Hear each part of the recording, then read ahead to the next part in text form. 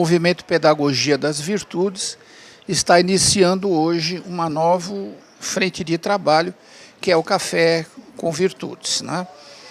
Isso é uma forma que nós introduzimos para discutir assuntos relacionados a virtudes para levar o nosso movimento e ao público em geral. Hoje a gente convidou o Bruno Pinheiro, da Frente de Ações para a Libertação dos Animais, o FALA, para falar do direito dos animais. E assim ele vai fazer uma relação disso com as virtudes humanas e falar no final um pouco da fala. Eu queria deixar registrada a presença da doutora Selma Luiz Duarte, que é vice-presidente da Comissão de Direito dos Animais da OAB. Obrigado pela sua presença, obrigado pela presença de todos. Com a palavra, Bruno Pinheiro. Muito obrigado, Bruno. Obrigado. Bem, boa noite, pessoal. Agradeço ao Fernando pela oportunidade, ao Suprem Verde, esse restaurante vegano maravilhoso aqui em Brasília, por estar recebendo o Café com Virtudes, né? Que é uma grande iniciativa do movimento Pedagogia das Virtudes. É muito importante a gente abrir espaços para que a gente possa fortalecer cada vez mais a voz dos outros animais, né? Uma voz muitas vezes abafada pela própria humanidade e que se torna conhecida quando pessoas como nós, iniciativas como esta, ganham espaço para poder se manifestar em defesa deles. Bem, eu gostaria de falar um pouco para vocês de algo que a gente tem defendido muito ultimamente, que é o conceito de direitos animais, que pouca gente entende. Muita gente acha que se restringe à defesa de cães e gatos. E não é só isso. Direitos animais é hoje, para a gente, o conceito mais completo relacionado à justiça social. Primeiro, porque ele não se restringe só à defesa dos outros animais. Não é só a defesa de cães, gatos, vacas, porcos, galinhas e outros animais. Ele inclui também a defesa dos animais humanos. Nós, animais humanos, superando todas as formas de discriminação que a gente ainda enfrenta na nossa sociedade. E inclui também a defesa do ambiente onde nós, animais, estamos inseridos, que é a defesa da sustentabilidade em todas as suas dimensões. Todas elas, não só ambiental, mas também a sustentabilidade social, a política, a ética, todas as dimensões. E é por isso que a gente defende esse conceito de direitos animais como o conceito mais completo relacionado à justiça social, porque ele vem como um avanço da questão de direitos humanos, sem deixar de lado a sustentabilidade, ou seja, ele vai além do antropocentrismo e inclui o nosso ambiente onde vivemos, né?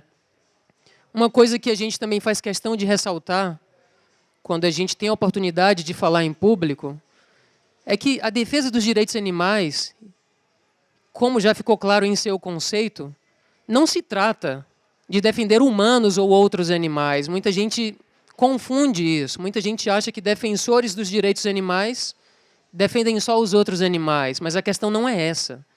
Não se trata de defender humanos ou outros animais. A questão são os mais privilegiados, aqueles que se encontram em situação mais privilegiada, poderem defender aqueles que se encontram em condições de vulnerabilidade. Ou seja, não é porque nós somos, entre aspas, mais fortes, que nós temos o direito de explorar outros indivíduos. Esse, aliás, foi o pensamento que sempre predominou na nossa sociedade e sempre predominou de forma muito equivocada.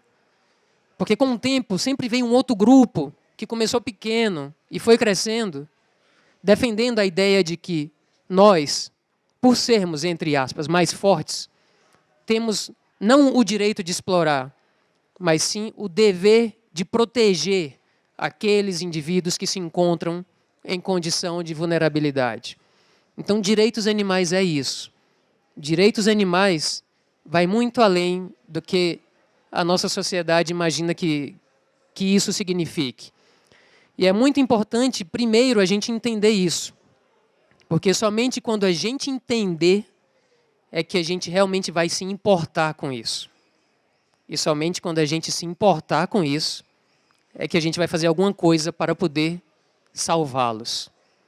Então, a gente começa normalmente os nossos bate-papos explicando por que a gente defende os outros animais.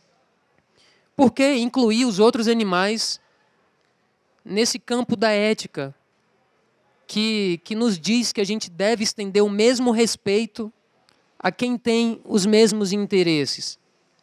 Eles têm os mesmos interesses que nós? Então, é sempre bom entender a base da defesa dos direitos animais. Existe uma fundamentação filosófica da defesa dos direitos animais, que surgiu na era moderna, surgiu muito forte na década de 70, com um livro chamado Ética Prática, de um filósofo chamado Peter Singer. Nesse livro, Ética Prática, ele falava que quando a gente for avaliar os interesses de quem quer que seja, a gente não deve fazer isso com base no pertencimento a um grupo abstrato. Ou seja, não é porque o indivíduo nasceu negro que ele tem menos interesses que um indivíduo que nasceu branco. Não é porque o indivíduo nasceu mulher que tem menos interesses que o indivíduo que nasceu homem. E a nossa humanidade sempre avaliou interesses dos indivíduos com base no pertencimento a um grupo abstrato e cometeu um erro atrás de outro. Foram atrocidades atrás de atrocidades, com base na avaliação de interesses a partir do pertencimento a um grupo abstrato. E a gente faz isso com os outros animais. A gente justifica a exploração dos outros animais com um único argumento. Eles não são humanos. É esse o argumento que a gente dá para explorar os outros animais. Eles são outros animais. E nós nos achamos no direito de explorá-los simplesmente porque eles pertencem a um grupo abstrato diferente do nosso. E nesse livro Ética Prática, de 1979 ainda, o Peter Singer já alertava: quando a gente for avaliar os interesses de quem quer que seja, a gente precisa fazer isso não com base no pertencimento a um grupo abstrato, mas sim com base nas propriedades concretas de cada indivíduo avaliado. E se a gente for avaliar as propriedades concretas dos animais, a gente vai perceber que eles têm os mesmos interesses que nós, em permanecerem vivos, com integridade física e em liberdade. E se eles têm os mesmos interesses que nós, a gente precisa estender o mesmo respeito a quem quer que seja que tenha os mesmos interesses que nós. E é por isso que a gente precisa começar a incluir os outros animais no campo da ética. Em meados do século XX, um médico alemão, também filósofo, Prêmio Nobel da Paz em 1952, chamado Dr. Albert Schweitzer, já fazia uma crítica à ética. E ele afirmava que o erro da ética, até então, era não incluir os outros animais no seu campo de estudo e de atuação. Isso veio fortemente na década de 70 sendo debatido por filósofos como esse que eu citei, o Peter Singer. E desde então, o movimento de defesa dos direitos animais cresceu como um dos raros movimentos que surgiu com filósofos e até hoje tem a presença forte de filósofos em sua defesa. Só que hoje não há somente filósofos atuando na defesa dos direitos animais.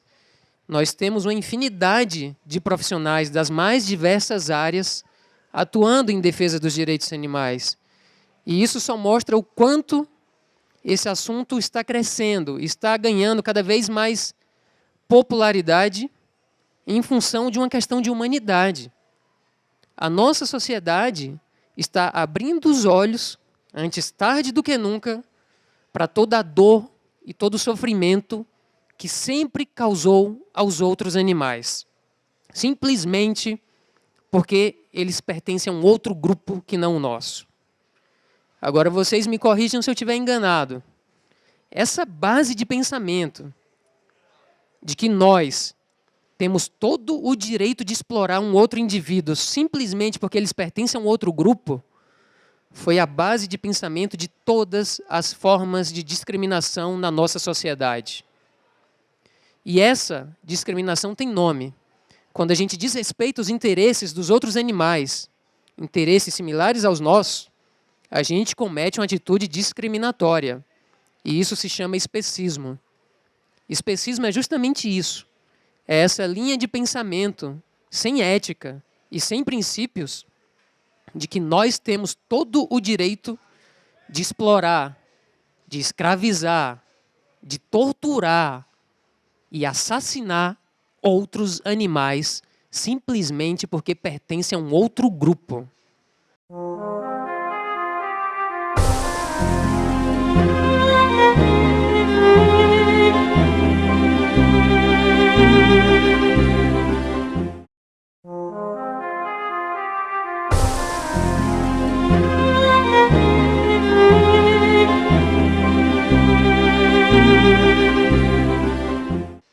E a gente precisa entender que não dá para a gente ficar escolhendo qual discriminação é boa e qual discriminação é ruim.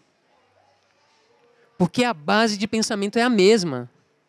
E se a gente é contra todas essas discriminações que a gente já enfrenta na nossa sociedade, se a gente trabalhou há séculos pela libertação dos escravos humanos, contra esse racismo, contra o machismo, contra a homofobia, a gente precisa entender que o especismo tem a mesma linha de pensamento de todas essas discriminações.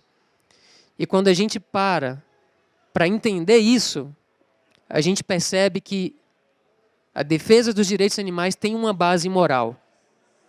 Uma base moral que nos proporciona um boicote a toda essa forma de exploração aos outros animais. Uma base moral que nos permite conceder uma vida digna aos outros animais, conceder que eles permaneçam vivos, com integridade física e em liberdade. E essa base moral se chama veganismo. E veganismo não é uma mera questão de dieta. Muita gente acha que o veganismo, por ter vindo de uma evolução do conceito de vegetarianismo, se trata somente de excluir os ingredientes de origem animal do nosso prato. Mas não é só isso. Não é só uma mera questão de dieta. E tem um conceito, um professor de direito norte-americano chamado Gary Francione, que desde a década de 80 ele já dá aulas sobre direitos animais em universidades norte-americanas. Ele explica para a gente muito bem isso.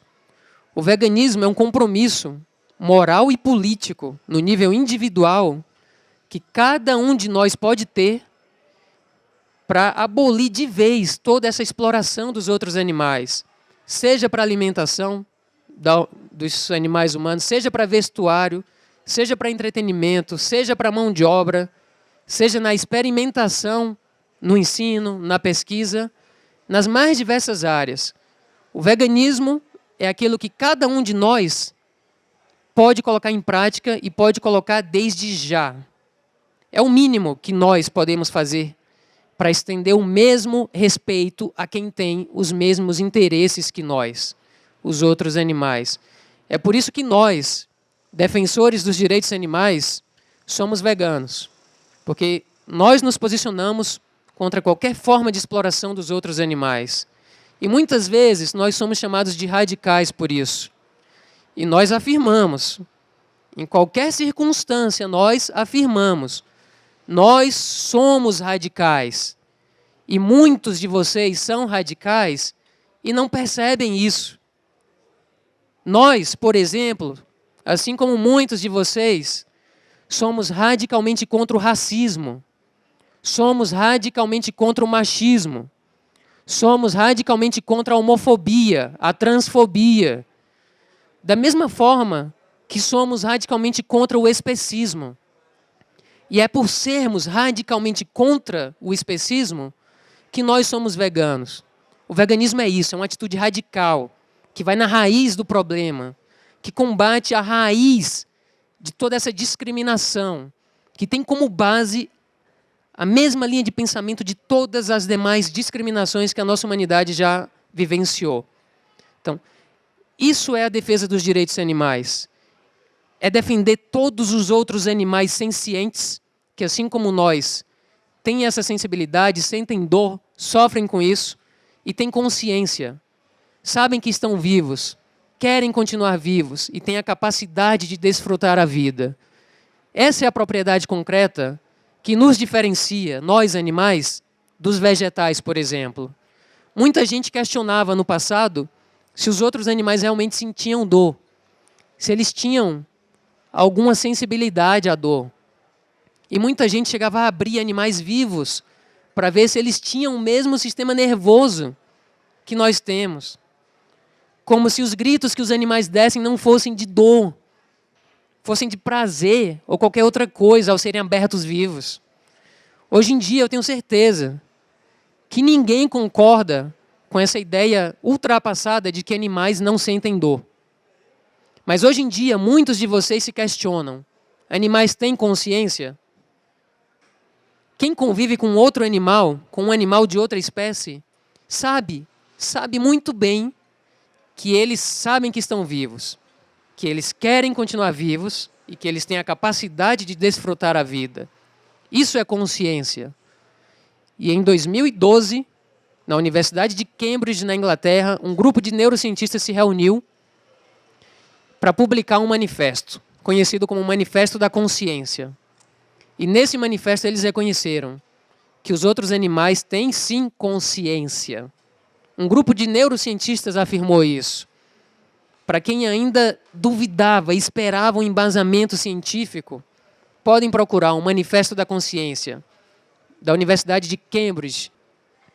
Então é com base nessas propriedades concretas dos outros animais que a gente precisa guiar nossas atitudes.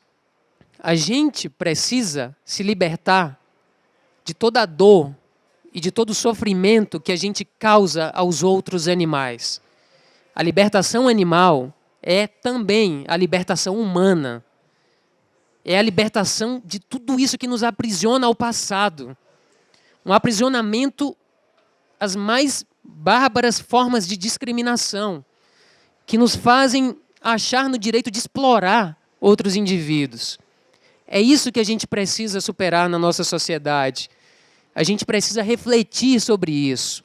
E como eu falei no início, o primeiro passo para a gente superar isso é a gente entender essa situação, entender toda essa questão. Porque é somente entendendo isso que a gente vai conseguir se importar com a defesa dos direitos animais. E a defesa dos direitos animais não se trata de uma luta entre o bem e o mal, e isso precisa ficar muito claro. Muito, muito claro. Porque, às vezes, parte da sociedade interpreta isso erroneamente. A gente não está aqui para criar uma guerra entre o bem e o mal. Não é isso. Não se trata de uma luta entre o bem e o mal. Se trata de algo entre o conhecimento e a ignorância. Porque a partir do momento que você sai da ignorância, entende o que são direitos animais, entende que toda a base da exploração que a gente causa e impõe aos outros animais é a mesma base que a gente já usou como exploração dos humanos, a gente sai da ignorância, a gente adquire conhecimento suficiente para colocar em prática o máximo respeito pelos outros animais. Da mesma forma que a gente coloca em prática o máximo respeito por qualquer animal humano. E da mesma forma que a gente se esforça para proporcionar o máximo de sustentabilidade para esse ambiente onde nós estamos inseridos, que é a defesa da sustentabilidade. Então, direitos animais é isso. Nós da Fala, da Frente de Ações pela Libertação Animal, a gente atua há alguns anos promovendo a defesa dos direitos animais. A gente atua com 4 áreas específicas, 4 macro áreas de atuação. A primeira delas, chamada intervenção educativa. Então, a gente participa de palestras, debates e tudo o que for possível, bate-papos, tudo o que for possível para disseminar a defesa dos direitos animais. A gente já teve desde o Acre ao Rio Grande do Sul. A gente já esteve no exterior fazendo palestras sobre direitos animais. A gente já esteve em complexos penitenciários para fazer palestras sobre direitos animais. E a gente não se cansa, a gente vai onde houver oportunidade. Porque hoje é muito cômodo para a gente, é muito, muito cômodo eu estar aqui falando sobre a defesa dos direitos animais. Quando, na realidade, quem deveria estar aqui e infelizmente não pode, são os próprios animais. Porque eu não consigo transmitir para vocês toda a dor e todo o sofrimento que eles sentem, que nós impomos à vida deles. Lamentavelmente, eu não consigo transmitir isso para vocês. Mas olhem nos olhos desses animais. Se coloquem no lugar deles. Por um momento, se coloquem no lugar deles.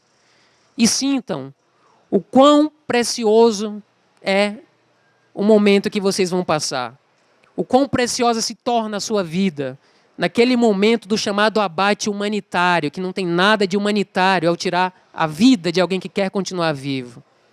Façam isso, é isso que a gente tenta fazer nas nossas ações. A gente trabalha muito com ação direta, a gente está nas ruas todas as semanas. A gente leva informação à sociedade. A gente mostra vídeos em que os animais têm a oportunidade de se defenderem. Eles mostram, eles olham nos olhos das pessoas por meio dos vídeos que a gente mostra. E as pessoas param e olham aquilo e sentem que foram a vida inteira enganadas pela nossa sociedade. Enganadas ao achar que aquele pedaço de carne, aquele copo de leite, aquele ovo, aquela roupa de couro era um mero produto. Não é um mero produto, tinha uma consciência por trás daquilo. As pessoas olham os vídeos que a gente mostra e nos agradecem por abrirmos os olhos delas, porque elas percebem que elas precisam colocar em prática aquilo que há de melhor que nos faz humanos. Nós precisamos colocar em prática aquilo que há de melhor em nós humanos. E a fala continua percorrendo o Brasil. Continua fazendo palestras, fazendo ações de ruas. Criamos uma biblioteca de direitos animais e deixamos à disposição de todas as pessoas, com empréstimos gratuitos, mais de 100 de livros sobre direitos animais, escritos por profissionais das mais diversas áreas. Tem prêmio Nobel de literatura, tem juristas, tem advogados, tem filósofos, tem médicos veterinários, tem biólogos, uma série de profissionais, todos escrevendo a mesma coisa. O que nos mostra muito claramente que é uma tendência que veio para ficar. É uma tendência muito clara de que o futuro certamente passará por esse caminho, por um respeito aos outros animais. Um novo modelo civilizatório é o que a humanidade está precisando. Um novo modelo civilizatório. E isso não vai ocorrer se a gente continuar impondo dor e sofrimento a quem não consegue se defender. Então, esse é o apelo que nós fazemos, não em nosso nome, porque a gente está aqui como meros advogados dos outros animais. Esse apelo a gente faz em nome dos animais. Olhem nos olhos dele. É a única coisa que nós pedimos. Permitam que eles falem com vocês. Permitam que eles falem com vocês, porque eles têm vozes. Mas nós é que não estamos conseguindo ouvir. Então, nós da fala assumimos um compromisso entre a gente, que enquanto vivermos, nós trabalharemos para que os outros animais também possam conhecer a liberdade. E se nunca reconheceram a voz que os outros animais sempre tiveram, a gente deixa aqui a nossa palavra. Agora eles têm a nossa voz. Obrigado.